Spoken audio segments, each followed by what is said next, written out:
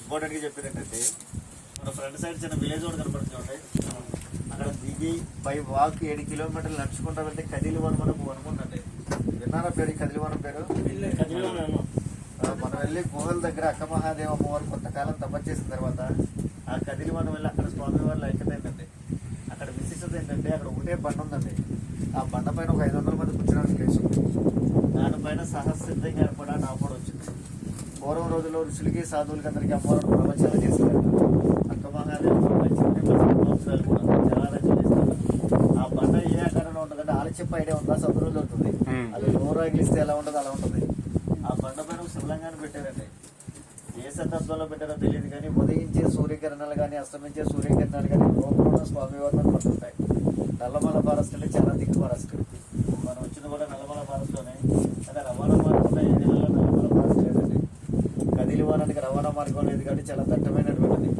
అంత దట్టమైన అడవిలో కూడా లోపల ఉన్న స్వామివారి మీద సూర్యరశ్మి పడుతుంటుంది వెళ్ళి. ప్లస్ అక్కడికి ఎన్ని వేల మంది వెళ్ళినా తాగడానికి ఒక సెలవు వస్తుందండి. ఆ బండ పక్కనే అంత హైట్ కొండ ఉంటుంది. కొండ పైన నీళ్ళు వస్తూ ఉంటాయి. ఆ నీళ్ళు ఎక్కడి నుంచి వస్తాయని ఇప్పటికీ ఎక్కడికి మిగిలిపోతుంది. ఆ కదిలివనం నుంచి ఇంకొక 8 కిలోమీటర్లు నడవగలిగిన దత్తాత్రేయ స్వామీజీ వారు తెలిసిన శ్రీపాద వల్లమ్మ దిగంబర స్వామీజీ. ఆ స్వామి శ్రీశైలంలో త్రిపాల వృక్ష కింద కొంతకాలం జబ్బులో కూర్చొని అక్కడికి వెళ్ళి తపస్సు చేశారండి. ఆయన పాదుకులు ఇప్పటికీ ఉన్నాయి అక్కడ. మొత్తం 15 కిలోమీటర్ల ప్యాకేజ్ అంటది. అక్కడికి వెళ్ళాలంటే తెలంగాణ ఫారెస్ట్ పర్మిషన్ లెటర్ తెచ్చుకోవాలండి. శ్రీశైలం నుంచి హైదరాబాద్ వెళ్ళే రూట్లో అచ్చిపేట ఫారెస్ట్ ఆఫీస్ పంపిస్తారు లెటర్. అది తీసుకొచ్చి మా మేనేజ్మెంట్ చూపిస్తే బోర్డు అరేంజ్ చేస్తారు. అది ఒక రోజులో వెళ్ళి రాలేమండి. ఒక నైట్ అక్కడ ఉండి స్వామి అమ్మవారి దర్శనం చేసుకుని మరుసటి రోజు రావాలి. ఒక భక్తి విషయం వెళ్తే మాత్రం చాలా ఇంపార్టెంట్ ప్లేస్ అండి అది. ఏదో విహారయాత్ర స్థలం, పిక్నిక్ యాత్ర స్థలం అంటే కళలో కూడా అక్కడికి వెళ్ళాలని అనుకోవచ్చు. ఆల్మోస్ట్ 400 అక్క మహాదేవి కేవ్స్ టికెట్ పెట్టారండి. 190 మంది ఇక్కడ పిక్నిక్ యాత్రకు వస్తారండి.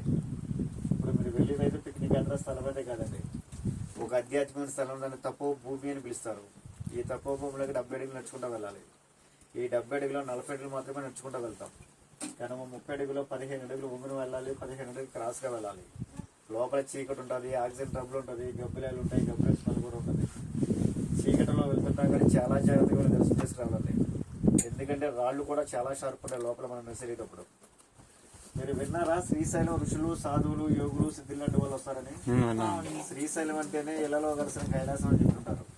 వీళ్ళు మనకి టీవీల్లో కొన్ని లక్షల మంది ప్రవచనాలు చెప్తూ కనపడుతుంటారు. వీళ్ళు వాళ్ళ ఇక్కడ వచ్చి వెళ్తున్నారంటే ఎటువంటి ప్లేస్లో వెళ్తారని ఒక్కసారి మనసు పరిశీలించుకోండి.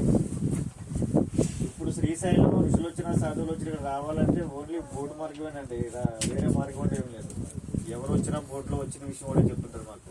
బాబు మీరు ఎంతో మంది భక్తులు తీసుకొస్తారు కదా గుహలకి, కేవ్స్లోకి వెళ్ళేటట్టు మాత్రం చెప్తే ఓం నమ శివాయ పంచాక్షి మంత్రం చెప్పండి, సైలెంట్గా వెళ్ళి సైలెంట్గానే దర్శనం చేసుకుని చెప్తుంటారు. నాతో చాలా మంది చెప్పారు. కాకపోతే నేను ఒక సాధువుని అడిగాను, అలా ఎందుకు చెప్పాలి స్వామి లోపలికి వెళ్ళేటప్పుడు అని. కొన్ని లక్షల మంది సాధువులు గుహ లోపల ఐక్యత సూక్ష్మ రూపంలో నిత్య సంచారం చేస్తున్నారంట స్వామివారి చుట్టూ.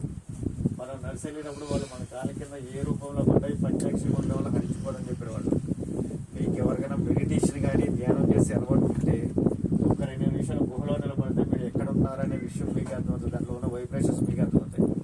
అటువంటి ప్లేస్లోకి వెళ్తున్నారు కాబట్టి సైలెంట్గా వెళ్తే మీకు ఉపయోగకరం. టికెట్ కొన్నారు కాబట్టి మీరు ఎలా ఉన్నా దర్శనం అయితే చేస్తాం. మీ ఇష్టం మీద ఆధారపడి ఉంటుంది. శివుడు అభిషేక ప్రియుడా అలంకార ప్రియుడా?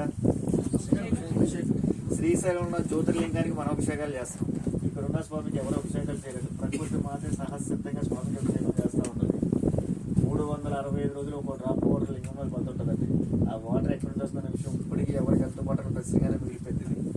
ఒక మెరాకిల్ అండి. చాలా మంది వర్ణించారు ఈ స్వామివారి కోసం. దాంట్లో చాగంటి కోటేశ్వర గారు కూడా ఉన్నారు. ఇదే ఉంటారు కదా చూసి ధరించాలి తప్ప వర్ణార్థం అనమాట. శివుడు అభిషేక ప్రియుడు అవడానికి దర్శనం వల్ల ఈ స్వామి కనబడుతుంటారు. ఒక మెరాకిల్ ప్రదర్శన వెళ్తారు కాబట్టి సైలెంట్గా వెళ్తే మీకు ఉపయోగకరం. ఎలా ఉన్నా దర్శనం అయితే చేస్తాం. రిజర్వేషన్ టైప్ సీట్లు సరే